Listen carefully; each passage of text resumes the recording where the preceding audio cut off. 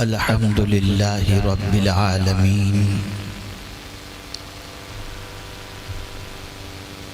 والعاقبۃ للمتقین والصلاۃ والسلام علی سید الانبیاء والمرسلین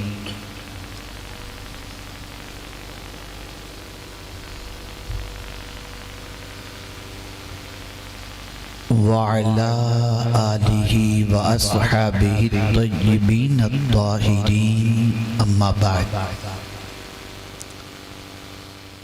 فاعوذ باللہ من الشیطان الرجیم بسم اللہ الرحمن الرحیم عن عمرو بن عبس رضی اللہ تعالی عنہ قال اتیت رسول اللہ صلی اللہ تعالی علیہ وسلم فقلت من معك على هذا الامر قال رسول اللہ صلی اللہ علیہ وسلم حر وعبد وقلت ما الاسلام یا رسول اللہ صلی اللہ تعالی علیہ وسلم قال رسول اللہ صلی اللہ علیہ وسلم طیب الکلام و اطعام الطعام صدق رسول اللہ صلی اللہ تعالی علیہ وسلم۔ قابل قدر علماء کرام، مشائخ عظام، حاضرین و حاضرات و ناظرین و ناظرات، السلام علیکم ورحمۃ اللہ وبرکاتہ۔ وعلیکم السلام ورحمۃ اللہ وبرکاتہ۔ میرے پیارے آقا صلی اللہ تعالی علیہ وسلم کے پیارے دیوانوں، دو عظیم خطابات مجھ سے پیشتر آپ نے سماعت فرمائے، اور عمومی طور پر میری عادت ہے کہ میں 12 بجے سے پہلے بول لیتا ہوں۔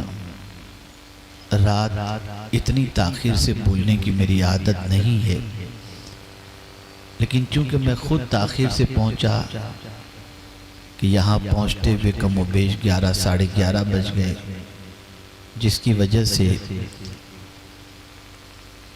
میری گفتگو تاخیر سے شروع ہو رہی ہے۔ کوشش کروں گا کہ جتنی دیر آپ کے درمیان رہوں کچھ مفید باتیں آپ کی سماعتوں کے حوالے کروں، تاکہ جب آپ یہاں سے اٹھیں اور گھر جائیں اور کل صبح آپ سے کوئی مل کر پوچھے رات کیا سیکھ کر کے آئے تو آپ آسانی سے بتا سکیں۔ در حقیقت یہ محفلیں اسی لیے منعقد کی جاتی ہیں کہ دل بھی بدلے، دماغ بھی بدلے، عادتیں بھی بدلیں، سوچ بھی بدلے اور زندگی بھی بدلے۔ اور اگر ان جلسوں میں آنے کے بعد بہت کچھ سن کر اگر انسنی کر دی گئی تو آنے کا کیا فائدہ؟ اسی لیے حضرت فضیل بن عیاض علیہ رحمت والرضوان اپنے دور کے ایک عظیم خطیب کے خطاب کو سننے کے لیے جب جانے کا ارادہ کرتے ہیں تو اپنی والدہ کے پاس پہنچتے ہیں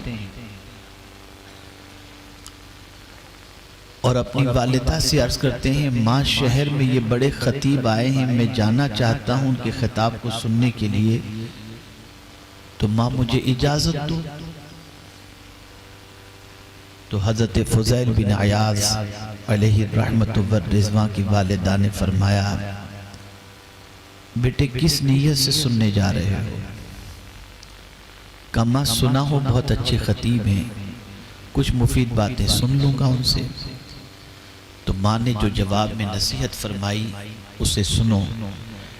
ماں نے ارشاد فرمایا فضیل اس نیت سے محفل میں جاؤ خطیب کے خطاب کو سننے کے لیے کہ جو کچھ وہ اللہ اور اس کے رسول کے ارشادات سنائیں گے میں اس پر عمل کروں گا۔ سبحان اللہ۔ اور اگر اس نیت سے جا رہے ہو کہ صرف سنوں گا تو جاننے کے بعد عمل نہ کرنے کا ڈبل گناہ ہوگا۔ اللہ اللہ۔ اور میں یہ سمجھتا ہوں اللہ ماشاءاللہ زیادہ تر ہماری عوام چلو سننے چلتے ہیں بس، اگر یہ ارادہ ہوتا کہ سننے کے بعد عمل کریں گے تو جو حالات آج ہم دیکھ رہے ہیں وہ حالات نہ ہوتے. کہنے والے نے تو کہا کہ رہ گئی رسم ادا روح بلالی نہ رہی. میں کہتا ہوں وہ اس زمانے میں رہا ہوگا کہ انہوں نے صرف اذان کے لیے کہا تھا کہ رہ گئی رسم اذان. اگر آج میں یہ کہوں تو غلط نہ ہوگا کہ ساری چیزیں رسم ہی رہ گئی ہیں. نماز بھی رسم، روزہ بھی رسم، جلسے بھی رسم، حج بھی رسم، زکوٰۃ بھی رسم، سب رسم ہے. ورنہ کیا وجہ ہے کہ سر خدا کی بارگاہ میں جھکے اور جھکا کر مسجد سے بندہ باہر نکلتا ہے، کوئی لڑکی نکلتی تو گھورنا شروع کر دیتا ہے. بس رسمی طور پر نماز ادا ہو گئی. کل تک محلے کے اندر کوئی ایک بوڑھا ہوتا تھا جو حج کر کے آیا ہوا ہو، اور محلے میں کوئی پریشانی پیدا ہوتی تو کہتے تھے حاجی صاحب جو کہتے ہیں بس بات فائنل ہے. کیا اب ایسا ہے؟ اب تو حج کے نام پر ٹور والے پیسے لوٹ لیتے ہیں. عمرہ کر کے آنے کے بعد خانہ کعبہ بھی دیکھ لیا، گنبد خضرا بھی دیکھ لیا، لیکن پھر بھی عادتوں میں کوئی تبدیلی پیدا نہیں ہوئی. میں ایک ایسی فیملی کے ساتھ سفر کر رہا تھا، ساتھ تو نہیں فلائٹ میں وہ اتفاق سے تھے، مدینے سے لوٹ رہے ہیں ہم لوگ. اور آپ کو حیرت ہوگی فلائٹ کے اندر مدینے سے واپسی کی وہ پکچر لگا کے دیکھ رہا تھا. یہ حال ہو گیا ہے. تو ساری چیزیں رسم رہ گئی. نکلو اس سے باہر.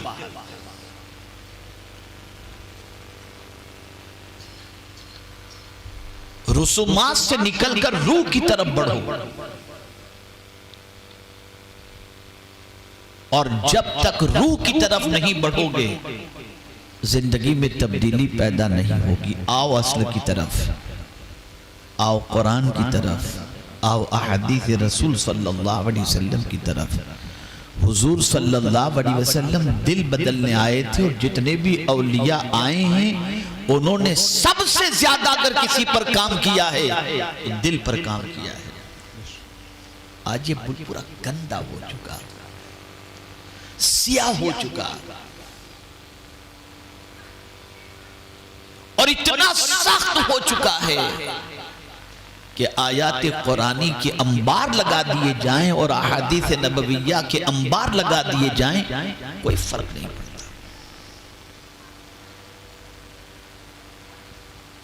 اگر میں اسی پر گفتگو کروں تو وقت لمبا ہوگا، لیکن آج میں آپ کو اسلام سمجھانا چاہتا ہوں تاکہ آپ اس اسلام کا چہرہ بھی دیکھیں اور اس اسلام کو اپنی زندگی میں تلاش کرنے کی کوشش کریں جو اسلام پیغمبر رحمت صلی اللہ علیہ وسلم نے بتایا ہے. ہم نام کے مسلمان تو ہیں لیکن پہلا کلمہ بھی بہتوں کو یاد ہے. تجربہ بتا رہا ہوں. جب نکاح پڑھانے بیٹھتے ہیں اور دولہے کو پہلا کلمہ پڑھاتے ہیں، اعراب بالکل صحیح نہیں.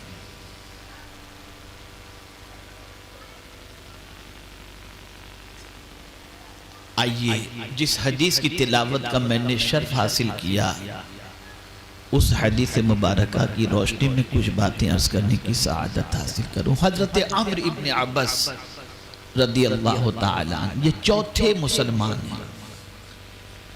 اسلام قبول کرنے والوں میں حضرت عمرو کا نام جو ہے اور شمار چوتھے مسلمان میں ہوتا ہے. اب یہاں سے کوئی بچہ اٹھے نہیں، اور جن بچوں کو اٹھ کے جانا ہے پہلے چلے جائیں بیٹے، پہلے چلے جائیں. بچے آپ لوگ نکل جائیں پہلے، یا پھر بیٹھے رہیں نا، آخر تک بیٹھے رہیں، بیچ میں سے اٹھنا نہیں بیٹا، ٹھیک ہے؟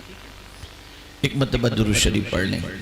اللہم صلی علی سیدنا و مولانا محمد معدن الجود والکرم وآلہ وآصحابہ وبارک وسلم.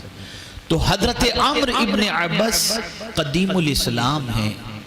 اسلام قبول کرنے والوں میں آپ کا نمبر چوتھا ہے.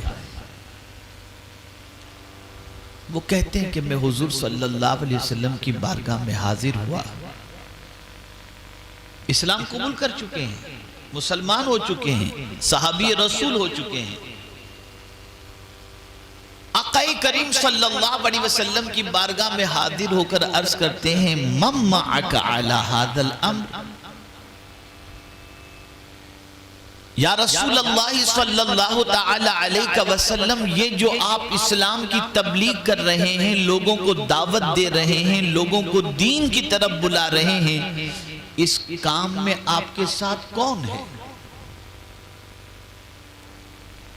تو رسول اعظم صلی اللہ علیہ وسلم نے فرمایا حر و عبد، ایک آزاد ہے اور ایک غلام ہے۔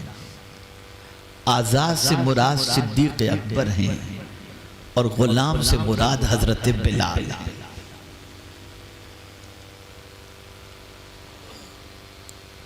جب رسول اعظم صلی اللہ علیہ وسلم نے ان دونوں کا تذکرہ کر دیا، اب سوال سنیے اور پوری تقریر اسی جواب پر ہوگی جو حضور صلی اللہ علیہ وسلم نے عطا فرمایا۔ مسلمان ہو چکے ہیں اور اس کے باوجود رسول اعظم صلی اللہ علیہ وسلم سے حضرت عمرو ابن عبس رضی اللہ تعالی عنہ سوال کرتے ہیں مل اسلام یا رسول اللہ، اے اللہ کے رسول صلی اللہ علیہ وسلم، اسلام کیا ہے؟ یہ سوال پوچھنے والے کون؟ صحابی رسول قدیم الاسلام۔ اور سوال کیا پوچھتے ہیں؟ اسلام کیا ہے؟ اگر میں آپ سے سوال پوچھوں اسلام کیا ہے تو بہت سارے تو شاید اس طرح سے بتا دے بس گوشت مچھلی کھانا مسلمان ہے، بس اسلام ہے، مسلمان کھاتا ہے۔ ٹھیک ہے اپنی جگہ پر کہ کلمہ طیبہ پڑھ کر کے انسان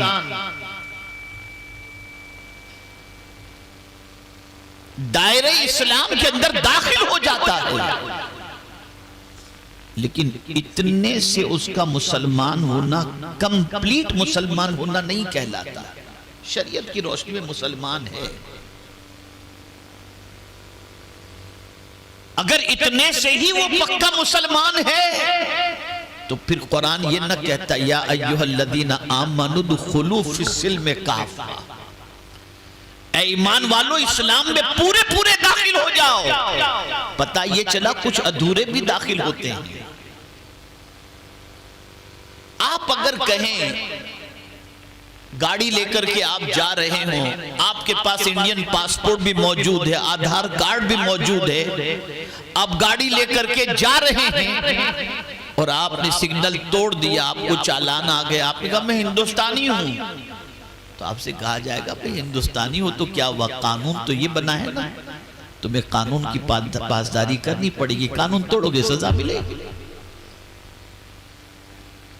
تو اسلام بھی یہی چاہتا ہے کہ کوئی قانون تم توڑو نہیں، آدھا ادھر سے آدھا ادھر سے نہیں، پورے مسلمان بن جاؤ، جیو تو مسلمان بن کر اور مرو تو مسلمان بن کر۔ بے شک سبحان اللہ۔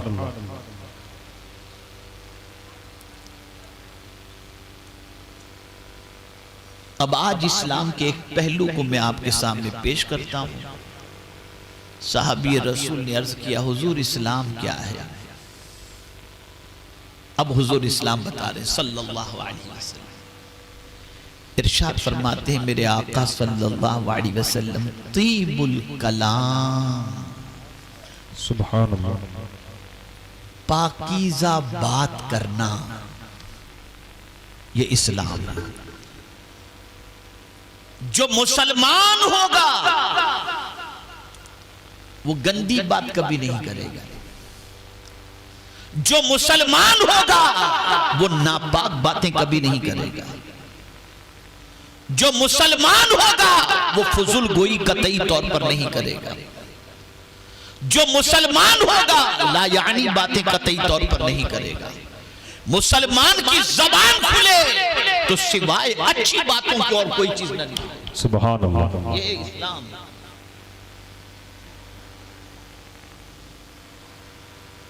اور آج اگر اس اسلام کو ہم مسلم محلوں میں مسلم معاشرے میں تلاش کرنے کے لیے نکلیں تو یہ اسلام دکھائی ہی نہیں دیتا.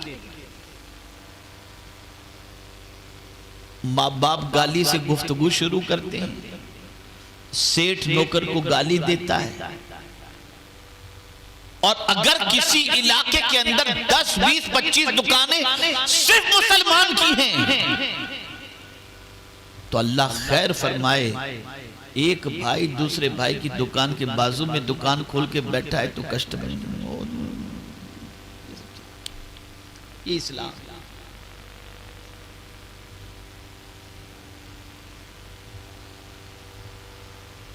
اور ہمارے معاشرے کی پہچان اتنی خراب بنتی جا رہی ہے کہ العیاذ باللہ.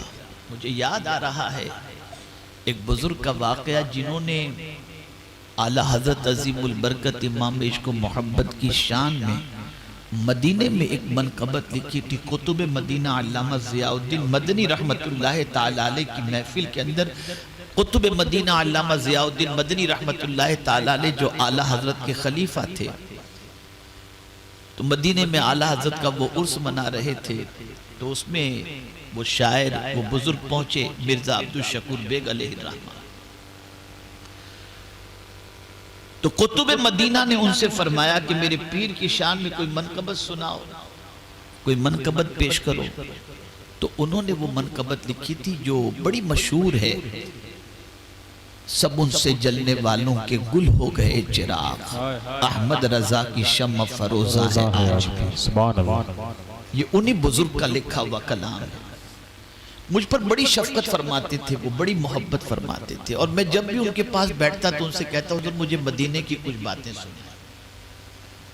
اور ان کی عادت تھی 6 مہینے مدینے میں رہتے تھے، 6 مہینے ہندوستان میں رہتے تھے. اور اس زمانے میں فلائٹ کا سفر نہیں ہوتا تھا حاجیوں کے لیے، بحری جہاز چلتے تھے، اور وہ پہلے جہاز سے چلے جاتے تھے.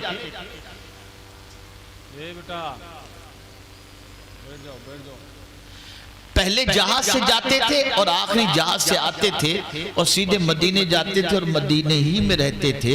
آخر میں عمرہ کر کے یا طواف کر کے واپس آ جاتے. لیکن ہر سال اس زمانے میں 5 سال میں ایک مرتبہ حج کا ویزا جو ہے وہ دیا جاتا تھا.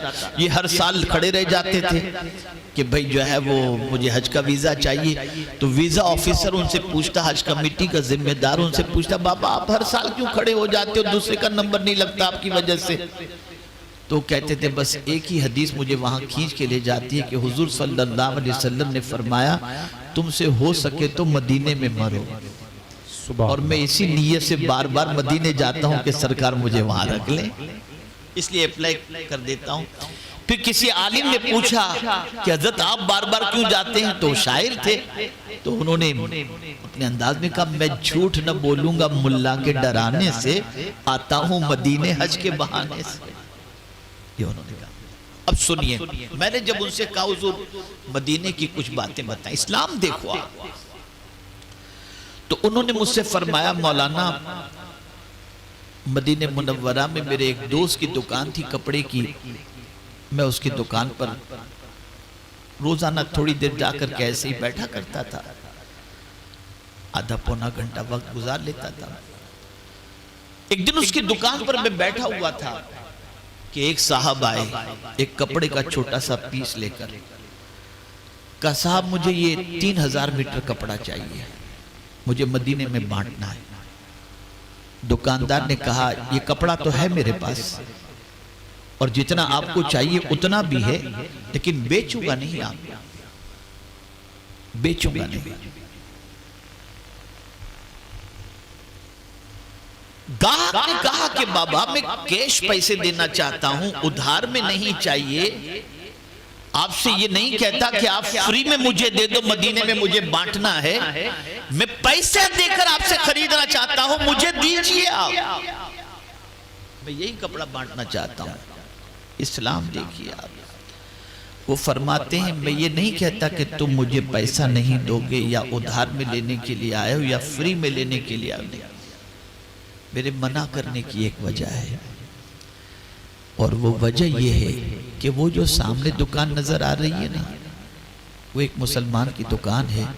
میرے یہاں تو صبح سے گاہک کی لائن لگی ہے، اس کے بیچارے کا کوئی دھندہ صبح سے ابھی تک نہیں ہوا، جا کر کے یہ کپڑا اس سے خرید لے، اس کا بھلا ہو جائے گا۔ یہ ہے اسلام، یہ ہے اسلام۔ تلاش کرو اس اسلام کو معاشرے کے اندر، تلاش کر لو اس اسلام۔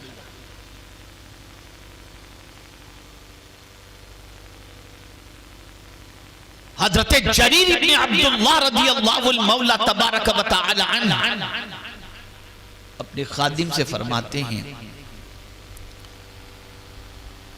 مجھے ایک گھوڑے کی ضرورت ہے، جا کر کے بازار سے سودا کر کے آؤ۔ گئے خادم اور جا کر کے گھوڑے کی منڈی میں گھوڑے کے مالک سے ملاقات کر کے بعض گھوڑوں کو تلاش کیا، بعض گھوڑوں کو دیکھا انہوں نے، ان میں سے ایک گھوڑا پسند کیا انہوں نے۔ گھوڑے کے مالک سے بھاؤ تال ہوا اور اس دور کی کرنسی کے اعتبار سے 300 میں طے ہو گیا۔ گھوڑے کے مالک نے کہا چلو ٹھیک ہے، ڈن۔ تو حضرت جریر بن عبداللہ رضی اللہ تعالی عنہ نے جس خادم کو بھیجا تھا، اس خادم نے گھوڑے کے مالک سے کہا کہ تم چلو، گھوڑے کا سودا تو فائنل ہو چکا، پیسے چل کر کے میرے آقا سے لے لو۔ وہ آیا، حضرت جریر بن عبداللہ رضی اللہ تعالیٰ عنہ نے گھوڑے کو دیکھا اور پوچھا کتنے میں سودا کیا؟ تو اس دور کی کرنسی کے اعتبار سے 300 درہم انہوں نے بتا دیا۔ حضرت جریر بن عبداللہ گھوڑے پہ ہاتھ پھیرتے ہیں، اس کا چہرہ دیکھتے ہیں، اس کی ٹانگیں دیکھتے ہیں، فرماتے یہ 300 کا نہیں ہے، یہ 300 کا نہیں ہے۔ اب گھوڑے کا مالک پریشان ہوا کہ شاید کچھ کم کریں گے، لیکن قربان جائیے صحابی رسول پر، فرماتے یہ 300 کا نہیں، یہ 400 کا ہے۔ سبحان اللہ، 400 کا۔ اسے حیرت ہوئی، پھر تھوڑی دیر کے بعد فرماتے نہیں یہ 400 کا نہیں، یہ 500 کا ہے۔ سبحان اللہ۔ کہنے والا کوئی آرڈینری آج کا انسان ہوتا تو لوگ کہتے مذاق کر رہا ہے، لیکن کہنے والے صحابی رسول تھے۔ سبحان اللہ۔ مالک نے سوچا کہ یہ کیا کہہ رہے ہیں، تھوڑی دیر کے بعد فرماتے نہیں یہ 600 کا ہے۔ وہ مزید حیرت میں پڑ گیا اور پھر 700 تک پہنچ کر فرماتے بس اس کی قیمت اتنی ہوگی۔ وہ گئے، جا کر کے 700 لے کر کے آئے اور مالک کے ہاتھ میں دے دیا۔ وہ حیران، 300 میں سودا فائنل، اس کی جگہ پر یہ 700 دے رہے ہیں۔ پوچھا اس نے اے جریر ابن عبداللہ، اے اللہ کے رسول کے صحابی، ذرا یہ تو بتاؤ جب 300 میں مکمل ڈن ہو چکا تھا، سودا ہو چکا تھا، پھر 700 تم نے کیوں دیے؟ اب جواب سنیے۔ جواب میں حضرت جریر فرماتے ہیں میں نے حضور سے جب بیعت کی تھی تو حضور نے مجھ سے فرمایا تھا بیعت کرتے وقت حضور نے فرمایا تھا کہ مومنوں کا بھلا چاہوں گا یہ کہو، اور میں نے یہ کہا تھا کہ حضور میں مومنوں کا بھلا چاہوں گا، تو میں نے حضور سے کیے ہوئے وعدے پر عمل کرتے ہوئے میں 300 کا تجھے 700 دیتا ہوں تاکہ حضور سے کیے ہوئے وعدے پر میرا عمل ہو جائے۔ سبحان اللہ، سبحان اللہ، سبحان اللہ۔ ہے آج یہ سوچ، مومن کا گلا کاٹنا یہ آج سوچ ہے۔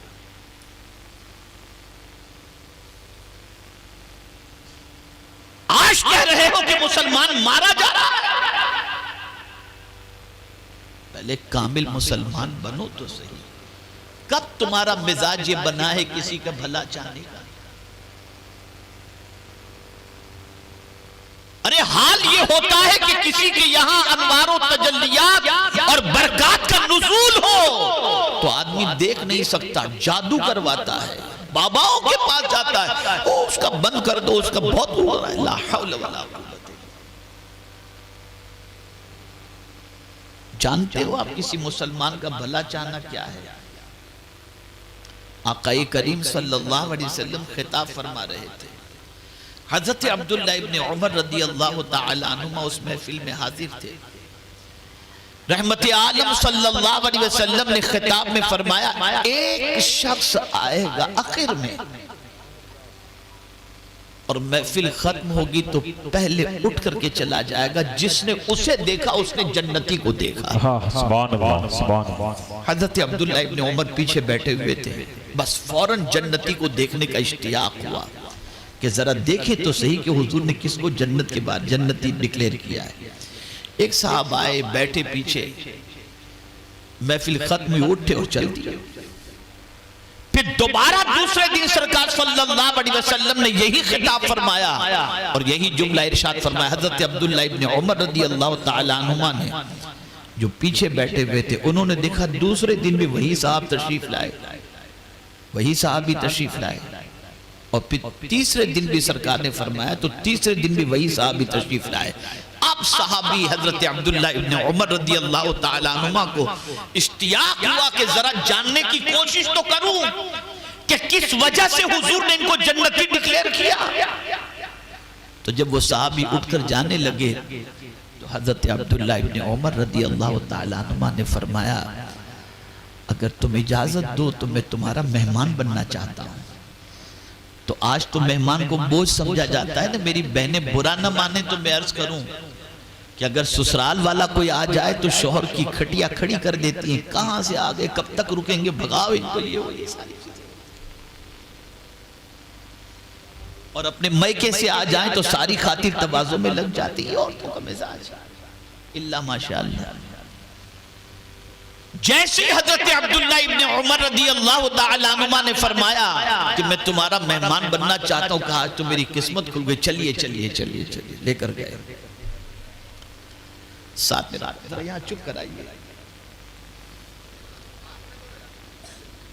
حضرت عبداللہ ابن عمر رضی اللہ تعالیٰ عنہما ساتھ چلے، انہوں نے بھی اپنے ساتھ قیام کا انتظام کیا۔ وہ صحابی رسول نے حضرت عبداللہ ابن عمر نے ان کی رات دیکھی، ان کا دن دیکھا، یہاں تک کہ 3 دنوں رات کے ان کے اعمال کا مشاہدہ کیا اور اس کے بعد اس نتیجے پر پہنچے کہ ان سے زیادہ عمل کرنے والے، ان سے زیادہ تلاوت کرنے والے، ان سے زیادہ پرہیزگار دکھنے والے اور بہت سارے ہیں، لیکن پتہ نہیں حضور نے ان کے بارے میں کیوں فرمایا۔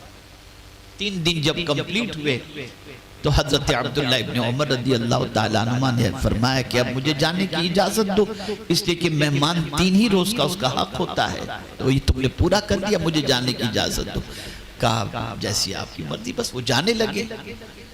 تو حضرت عبداللہ ابن عمر رضی اللہ تعالیٰ عنہما سے رہا نہ گیا تو پوچھا یہ تو بتاؤ میں نے جو کچھ 3 دنوں رات تمہارے معمولات دیکھے یہی کرتے ہو یا اس کے علاوہ بھی کچھ تمہارے معمولات؟ کہ نہیں، جو تم نے دیکھا وہی کرتا ہوں۔ وہ ہم لوگوں کی طرح تھوڑی تھے کہ جب کوئی دیکھنے والا ہو تو عبادت زیادہ کرے اور جب کوئی چلا جائے تو پھر سارے گناہ۔ تو ہم لوگوں کی طرح نہیں تھے، وہ قول کے بھی سچے تھے اور عمل کے بھی سچے تھے۔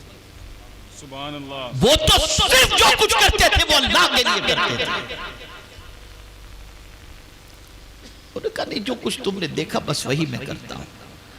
کہ پھر پتہ نہیں حضور صلی اللہ علیہ وسلم نے آپ کے بارے میں کچھ فرمایا؟ کہا کیا فرمایا؟ انہوں نے تو سنا نہیں تھا، وہ تو آتے تھے بیٹھتے تھے چلے جاتے تھے اور ان کے آنے سے پہلے حضور فرماتے تھے۔ غیب دان نبی کا کیا کہنا، سبحان۔ تو کہا کیا فرمایا تھا حضور صلی اللہ علیہ وسلم نے؟ تو انہوں نے کہا آقا کریم صلی اللہ علیہ وسلم نے ارشاد فرمایا تھا ایک شخص آئے گا آخر میں بیٹھے گا پہلے چلا جائے گا، جس نے اسے دیکھا اس نے جنتی کو دیکھا۔ اتفاق سے 3 دن حضور نے یہی فرمایا اور تینوں دن تم ہی آئے، تو میں اس لیے تمہارا مہمان بنا تھا کہ جانوں تو صحیح کہ تم کیا کرتے ہو جس کی وجہ سے حضور نے تمہیں جنتی بتایا۔ تو انہوں نے فرمایا جو کچھ تم نے دیکھا وہی کرتا ہوں، اس کے علاوہ تو کچھ نہیں۔ ہاں ایک بات میرے اندر ہے، اب وہ بات سن گیا۔ انہوں نے کہا ایک میری عادت ہے، جب کسی مسلمان کو خوش دیکھتا ہوں تو اللہ کی بارگاہ میں دعا کرتا ہوں مولا اسے اور خوشیاں عطا فرما، سبحان اللہ سبحان اللہ، اسے اور عطا فرما۔ بس شاید یہی چیز میرے مصطفیٰ کو پسند ہے۔ ذرا تلاش کرو اس اسلام کو اپنے معاشرے کے اندر، حسد کی آگ میں جل جائیں گے۔ جب یہ اسلام ہمارے اندر تھا نا تو دنیا کی کوئی طاقت ہمیں زیر نہیں کر سکتی تھی. یہ رخصت ہو گیا. یہ باتیں بھی ضمناً آ گئی. آئیے طیب الکلام، پاکیزہ کلام. زبان کھولو نا تو اچھی بات کے علاوہ کچھ نہ کہو. آقا کریم صلی اللہ علیہ وسلم ارشاد فرماتے من کان یؤمن باللہ والیوم الاخر، جو اللہ اور آخرت پر، قیامت کے دن پر ایمان رکھتا ہے، اسے چاہیے کہ بولے تو اچھی بات بولے ورنہ چپ رہے.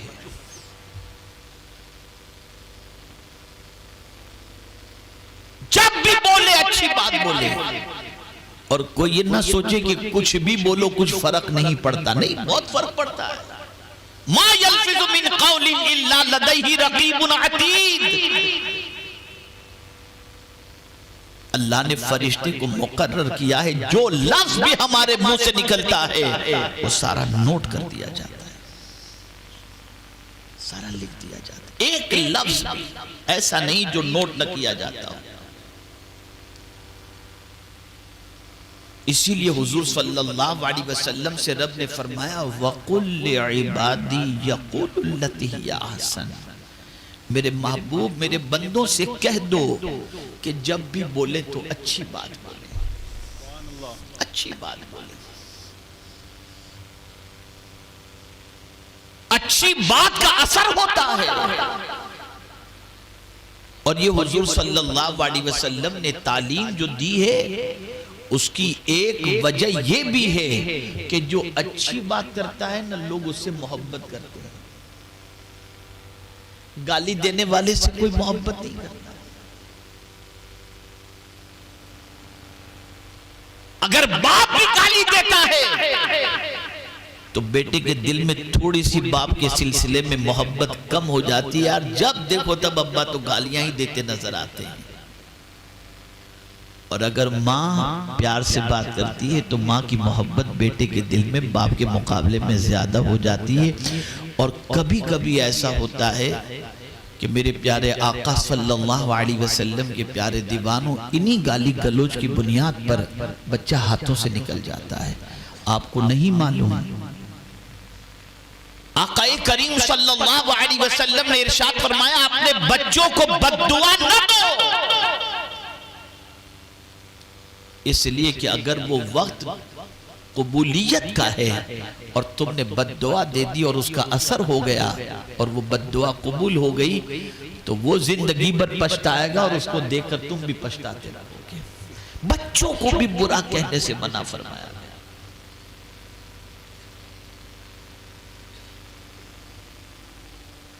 جب بھی بولو اچھی بات وَقُولُوا لِلنَّاسِ حُسْنًا، لوگوں سے اچھی بات کرو. میرے پیارے آقا صلی اللہ تعالی علیہ وسلم کے پیارے دیوانوں یہ اسلام ہے. حضور نے فرمایا صلی اللہ علیہ وسلم طیب الکلام، پاکیزہ کلام، پاکیزہ بات. یہ حضور صلی اللہ علیہ وسلم نے فرمایا یہ اسلام.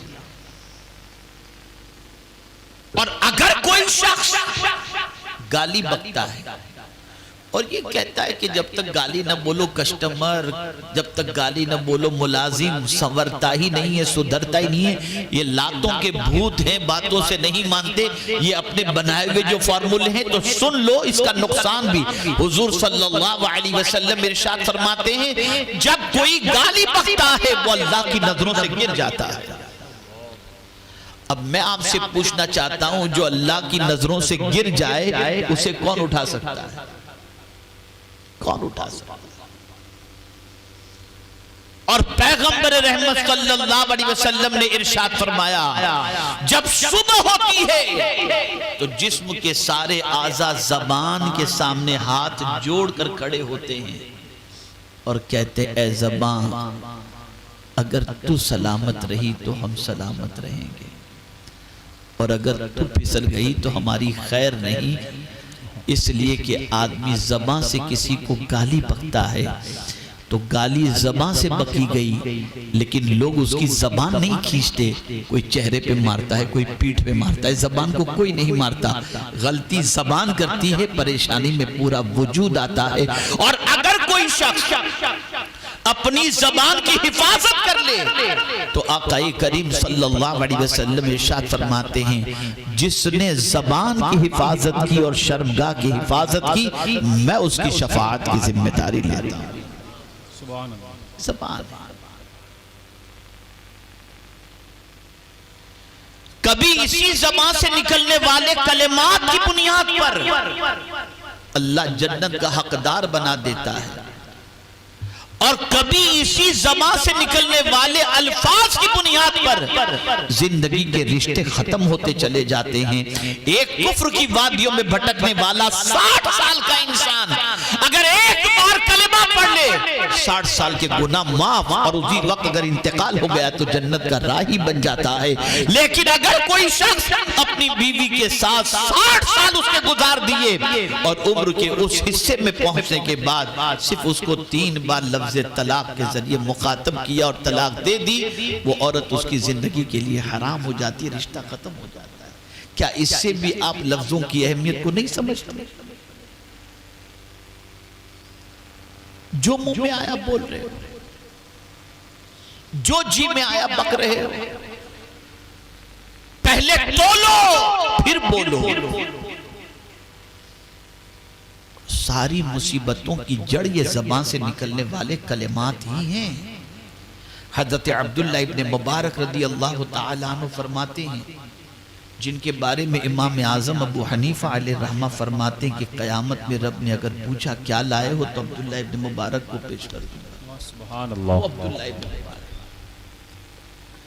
فرماتے ہیں میری روزی میں تنگی، بدن میں سستی، اور مجھے جب کوئی بیماری لاحق ہو جاتی ہے تو مجھے پتہ چل جاتا ہے یہ کیوں ہوا. پوچھا گیا حضور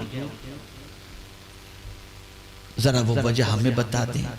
ارشاد فرماتے اللہ کا ناپسند کوئی جملہ میری زبان سے نکلتا ہے تو میں ان 3 پریشانیوں میں گرفتار ہو جاتا ہوں. آج میں پوچھنا چاہتا ہوں کہ اللہ کی پسند کا کون سا جملہ ہماری زبان سے نکلتا ہے؟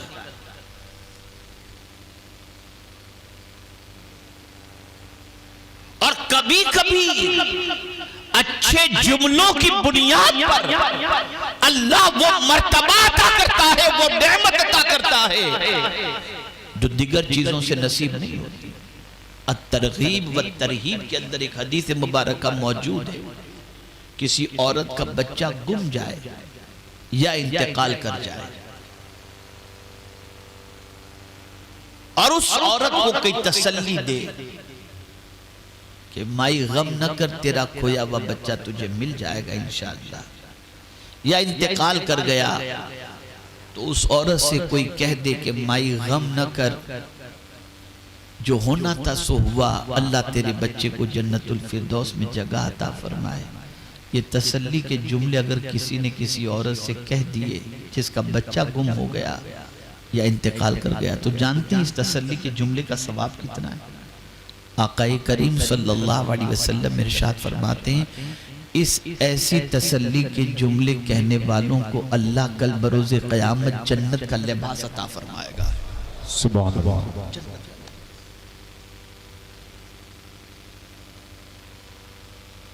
اس اسلام کو اپناؤ، اور جب یہ اسلام کا حسن دوسروں کے سامنے آئے گا تب دنیا اسلام کے سلسلے میں غلط فہمی سے باہر آ جائے. آج ہمارا حال یہ ہے کہ ہمارے معاشرے کا ہی کوئی بچہ پڑھ لکھ کر کے تعلیم یافتہ ہو جاتا ہے تو پہلے ہمارا محلہ چھوڑتا ہے کہ یار یہاں نہیں رہنا، بچے بگڑ جائیں گے، صبح صبح گالی بکیں گے. ہمارے ہی معاشرے کا پلا بڑا بچہ بڑا ہونے کے بعد، تعلیم یافتہ ہونے کے بعد ہمارا محلہ چھوڑ دیتا ہے. اتنے ہم خراب ہوتے ہیں. آج 4 سال کے بچے گالیاں بک رہے ہیں، گندی گندی گالیاں. ماں بہن کی گالیاں، یہ ہمارا معاشرہ ہے۔ جسے بات کرنے کا سلیقہ سیکھنا ہوتا وہ مسلمان کے پڑوس میں رہتے تھے تاکہ ان کے ذریعے ہم کو بات کرنے کا سلیقہ آ جاتا۔ آج سب ختم ہو چکا ہے، اللہ سب ختم ہو چکا ہے۔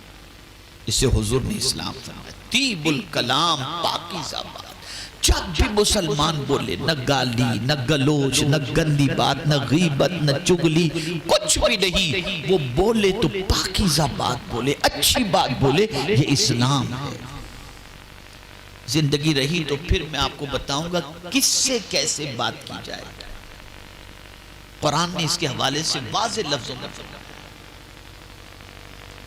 ہر ایک سے بات کرنے کا سلیقہ قرآن نے سکھایا ہے۔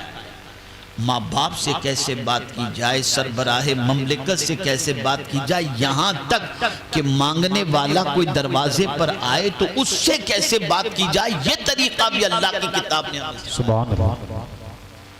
لیکن سیریل سے جس کو سیکھنا ہو اور پکچر سے جسے سیکھنا ہو اور جس کو کتاب و سنت سے کوئی تعلق ہی نہیں رکھنا، وہ قوم ایسے ہی بالکل انپڑھ گوار اور جاہل کی طرح بھٹکتی رہے گی، جس طریقے سے جانور بھٹکتے ہیں اور جس طریقے سے بکری کی پوزیشن ہوتی ہے کہ چارہ دکھا کر قصائی لے کر کے جاتا ہے اور بکری سمجھتی ہے میرا خیر خواہ ہے کہ مجھے کھلا رہا ہے، اور تھوڑی دیر کے بعد بکری کو ذبح کر دیا جاتا ہے۔ وہی حال ہمارا ہے، ہر منڈی کے اندر ہم بکتے جا رہے ہیں، اس لیے کہ عقل سے پیدل ہو چکے، شعور ختم ہو چکا، بے قیمت ہو چکے۔ بدلو اپنی سوچ کو۔ تو پہلی چیز رسول اعظم صلی اللہ تعالی علیہ وسلم نے ارشاد فرمایا طیب الکلام، پاکیزہ بات کرنا۔ اب دوسری بات حضور صلی اللہ علیہ وسلم نے کیا فرمائی؟ وَإِطْعَامُ الطَّعَامِ، کھانا کھلانا۔ یہ کیا ہے؟ یہ اسلام ہے۔ کھانا کھلانا یہ کیا ہے؟ اسلام۔ بولیے اسلام۔ مسلمان جو ہے وہ کھلانے سے بڑی محبت رکھتا ہے، اور جتنے بھی انبیاء تشریف لائے ان سب کی حیات طیبہ اٹھا کر کے دیکھو تو آپ کو یہ نمایاں طور پر ملے گا کہ وہ کھلانے ہی میں دلچسپی رکھتے تھے، یہاں تک کہ میرے آقا صلی اللہ علیہ وسلم تو خود پیٹ پر پتھر مانتے تھے، دوسروں کو کھلایا کرتے تھے۔ سبحان اللہ۔ کھلانا اتنی بڑی نیکی ہے کہ سیدنا غوث الثقلین رضی اللہ المولا تبارک و تعالی عنہ ارشاد فرماتے ہیں، میں نے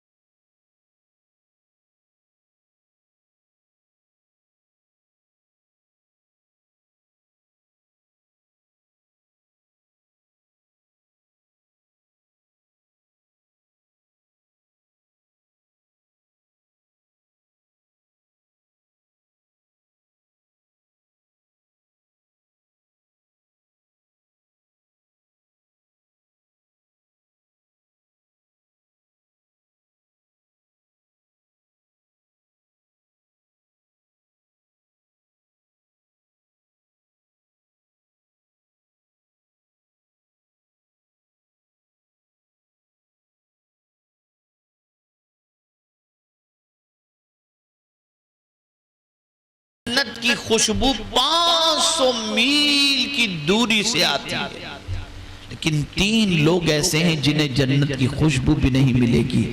نمبر 1 ماں باپ کا نافرمان، ان کو راضی کیے بغیر اس دنیا سے ان کے ماں باپ چلے گئے یا وہ خود چلا گیا تو سن لیں ایسے شخص کو جنت کی خوشبو بھی نہیں ملے گی۔ عادی شرابی اگر بغیر توبہ کیے مر گیا اسے بھی جنت کی خوشبو نہیں ملے گی۔ اور تیسرا وہ شخص جس نے کسی پر احسان کیا ہو اور پھر احسان جتائے، سرکار فرماتے اسے بھی جنت کی خوشبو نہیں ملے گی۔ تو کھلا کر احسان نہیں جتا، کھلا کر احسان نہ جتا۔ اور یہاں تک فرمایا گیا اگر کھلا نہیں سکتے ہو نا، اور تمہیں پتہ ہے کہ یہاں مسکین رہتے ہیں، غریب رہتے ہیں، ان کے گھر میں اناج نہیں ہے، تم نہیں پہنچا سکتے تو تم دوسروں سے کہو، اور اگر تم دوسروں کو نہیں ابھارتے تو اس کی سزا کیا ہے جانتے ہیں؟ قرآن کہتا ہے خذوہ فغلوہ ثم الجحیم صلوہ ثم فی سلسلۃ 70 ذراعا فاسلکوہ انہو کان لا یؤمن باللہ العظیم ولا یحض علی طعام المسکین۔ قیامت میں کہا جائے گا پکڑ لو اسے، اس کے پیروں میں 70 گز لمبی زنجیر ڈال دو۔ کیوں؟ یہ اللہ عظمت والے رب پر ایمان نہیں لاتے تھے، لایا تھا، اور اسی کے ساتھ ساتھ بھوکوں کو کھانا کھلانے پر لوگوں کو ابھارتا نہیں تھا۔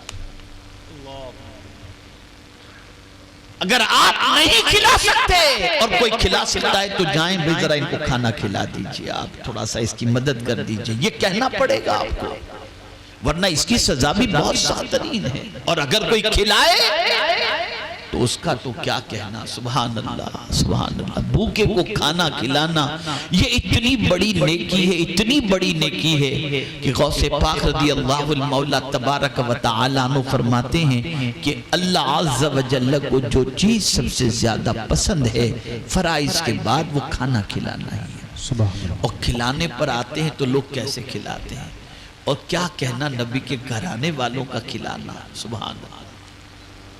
حسنین کریمین بیمار ہوئے، کئی مرتبہ آپ نے سنا ہوگا، تو نذر مانی خاتون جنت رضی اللہ تعالی عنہ نے 3 روزے کی،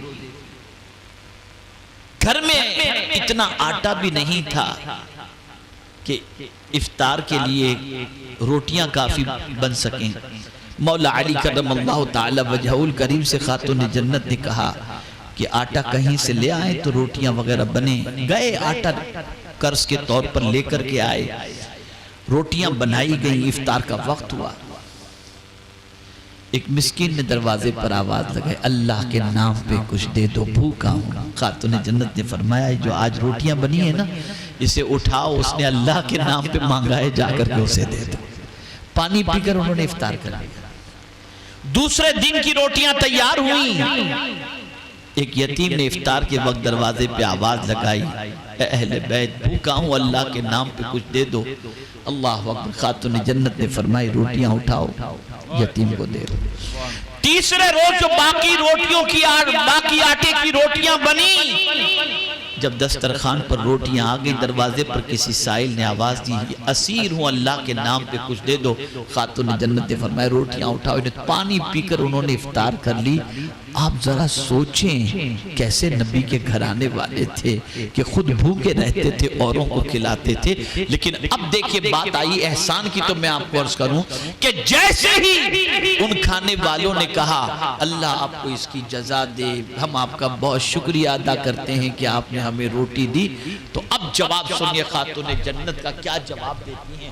فرماتی انما نطعمکم لوجہ اللہ لا نرید منکم جزاء ولا شکورا، ہم نے جو تمہیں کھانا کھلایا ہے ہم اس کا بدلہ تم سے کچھ نہیں چاہتے، نہ شکریہ چاہتے ہیں، ہم نے تو اللہ کے لیے تمہیں کھلایا ہے۔ سبحان اللہ سبحان اللہ۔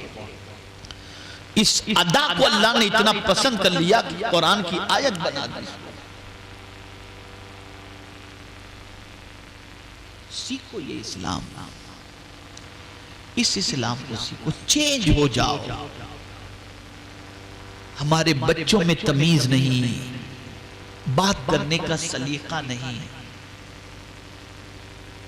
کوئی آداب نہیں، کوئی لب و لہجہ نہیں، کوئی چیز نہیں، ایسا لگتا ہے کہ پتہ نہیں بالکل ان پڑھ قوم ہماری بن چکی ہے جس کے پاس کوئی تمیز و تہذیب نام کی کوئی چیز موجود ہی نہیں۔ تو چینج کرو۔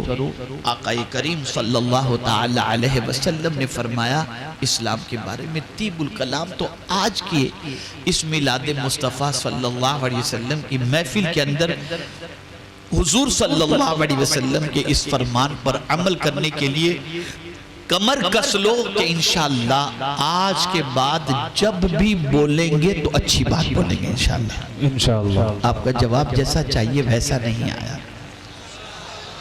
کہ انشاءاللہ عمل کریں گے نا انشاءاللہ. جب بھی بولے اچھی بات بولیں ورنہ چپ رہے.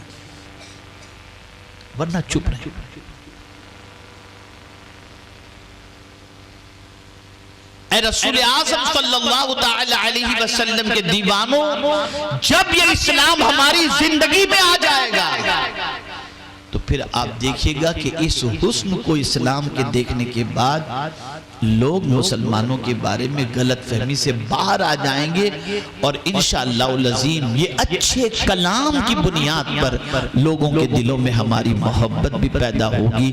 آپ دیکھیں، میں ایک اور بات کھانا کھلانے کے حوالے سے بتا رہا ہوں. دنیا میں کہیں بھی یہ سکھ قوم جو ہے نا، پنجابی سکھ قوم جو ٹربن پہنتی، پگڑی پہنتی، ان کو بھیک مانگتے ہوئے نہیں دیکھیں گے. میں تو دنیا کے مختلف ملکوں کا، میں نہیں کہتا پوری دنیا کا، لیکن دنیا کے مختلف ملکوں کا میں نے دورہ کیا ہے جہاں سکھ بہت بڑی تعداد میں، کینیڈا، وہاں پر امریکہ میں، برطانیہ میں، پنجاب کے اندر بھی ہم نے دیکھا ہے ایک سکھ آپ کو بھیک مانگتا ہوا نہیں دکھے گا. کیوں؟ اس لیے کہ گرو نانک نے بابا فرید الدین گنج شکر رحمت اللہ تعالی علیہ سے ایک بات سیکھی تھی، اور وہ بات تھی کھانا کھلانا. بابا فرید کا لنگر اس کو بہت پسند آیا تھا، تو اس نے اپنی قوم سے کہا کھانا کھلاؤ. اس لیے آج کہیں بھی کوئی قدرتی آفت پہنچتی ہے تو سب سے پہلے کھانا کھلانے کے لیے یہی لوگ پہنچتے ہوئے تھے. ابھی ترکی میں بھی دیکھیے وہی لوگ پہنچے. معاف کیجئے گا ذرا تلخ بات عرض کرنا ہوں، برا نہ لگے. الحمدللہ پیدائشی سنی ہوں، اور اللہ کی بارگاہ میں دعا ہے کہ موت بھی سنیت ہی پر آئے، بلکہ اللہ کی بارگاہ میں یہ بھی دعا ہے کہ میرے جنازے کو کوئی گستاخ رسول کاندھا بھی نہ دے. لیکن چھپتی ہوئی بات عرض کرتا ہوں، ہم کھانے کے اتنے شوقین ہو گئے کہ اللہ اور اس کے رسول کا ذکر بھی سننے کے لیے تبھی آئیں گے جب اس کے بعد کھانا ہوگا.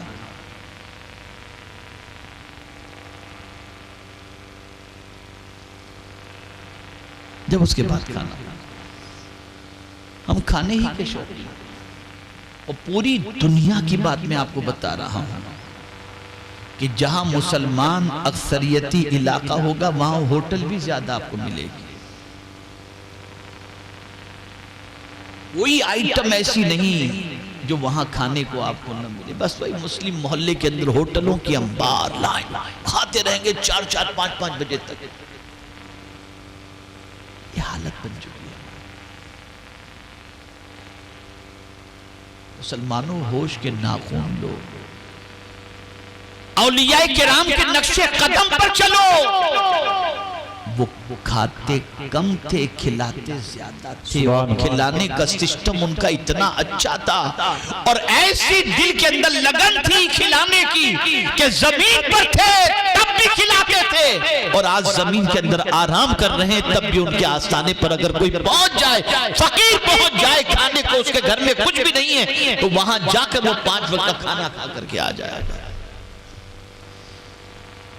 کھلانا بہت بڑی نیکی ہے، بہت بڑی نیکی. بس ایک آخری بات عرض کر دوں،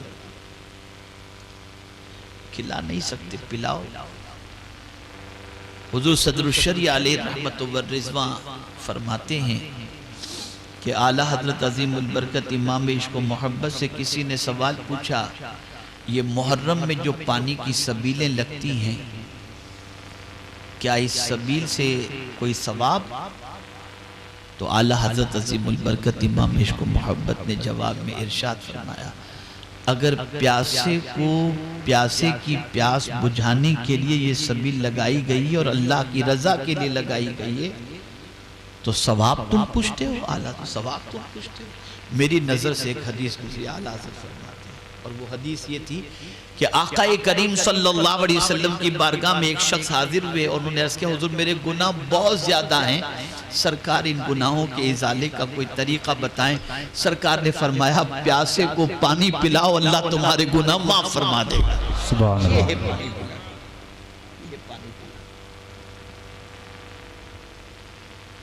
ہاں ہم رمضان میں 1 مہینہ افطار کے لیے بھرپور انتظام کرتے ہیں. اس وقت ہمیں یاد ہوتا ہے لیکن بہرحال میری گزارش ہے ان چیزوں کو اپناؤ. زبان کی حفاظت کرو, بولنے کا انداز سیکھو, لوگوں سے گفتگو کرنے کے طریقے سیکھو, آداب گفتگو سیکھو تاکہ لوگوں کے دلوں میں آپ کی محبت پیدا ہو. اللہ رب العزت جل جلالہ آقا کریم رؤوف الرحیم علیہ التحیۃ والتسلیم کے صدق و طفیل مجھے آپ کو سب کو قرآن و حدیث پر عمل کی توفیق نصیب فرمائے. آمین. تعلیمات نبویہ کو اختیار کرنے کی توفیق نصیب فرمائے اور ہم سب کی کوتاہیوں کو معاف فرمائے. یہ بڑا مقدس مہینہ ہے. پرسوں شب معراج بھی, یہاں بھی شب معراج کے حوالے سے بھی ایک بات عرض کر دوں اگر اجازت دیں تو. ایک بات عرض کر دوں, فرشتے اللہ کی بندگی میں لگے رہتے ہیں. معصوم ہے اللہ کی بندگی, گناہ تو ان سے ہونا محال ہے, لیکن عظمت رسالت معاف صلی اللہ علیہ وسلم دیکھیے آپ کہ رب نے شب معراج جبریل سے فرمایا آج عبادت اسٹاپ, آج جاؤ میرے محبوب کی خدمت میں. بھیج دیا گیا. کیا محبوب کی خدمت عبادت نہیں؟ محبوب کی خدمت بھی بہت بڑی نیکی ہے. اور ایک بڑا پیغام ملا اس رات میں, اور وہ کیا ہے؟ جبریل اللہ کی بندگی چھوڑ کر اللہ کے حکم پر, وہ بھی اللہ کی فرما برداری, اللہ کے حکم پر حضور صلی اللہ علیہ وسلم کی بارگاہ میں حاضر آئے. دیکھا حضور آرام فرما رہے ہیں, آرام فرما رہے ہیں, جگانا چاہتے ہیں تو سوچتے آواز دے کر جگاؤں تو بے ادبی ہے, جس میں اقدس کو جنبش دوں تو بے ادبی ہے. ندا آتی ہے یا جبریل قبل قدمی, اے جبریل میرے محبوب کے دونوں قدموں کو چوم لو. سبحان اللہ. جبریل امین علیہ الصلوۃ والتسلیم نے حضور کے دونوں قدموں کو چوما. مصطفیٰ پیارے صلی اللہ علیہ وسلم نے آنکھیں کھولی تو حضرت جبریل نے سلام عرض کیا اور کہا ان اللہ اشتاق الی لقائک یا رسول اللہ صلی اللہ تعالی علیہ وسلم, بے شک اللہ آپ سے ملنے کا مشتاق ہے اے اللہ کے رسول صلی اللہ علیہ وسلم. یہاں خدمت نبوی صلی اللہ علیہ وسلم کو اللہ نے اتنی اہمیت دی کہ اپنے معصوم فرشتے اور سید الملائکہ جبریل امین علیہ السلام کو حضور کی خدمت میں بھیج دیا. اور یہ یاد رکھیں نماز اللہ کی بندگی ہے, لیکن حضور کی خدمت کرنا بھی یہ اللہ عز و جل کی رضا کا بہت بڑا ذریعہ ہے.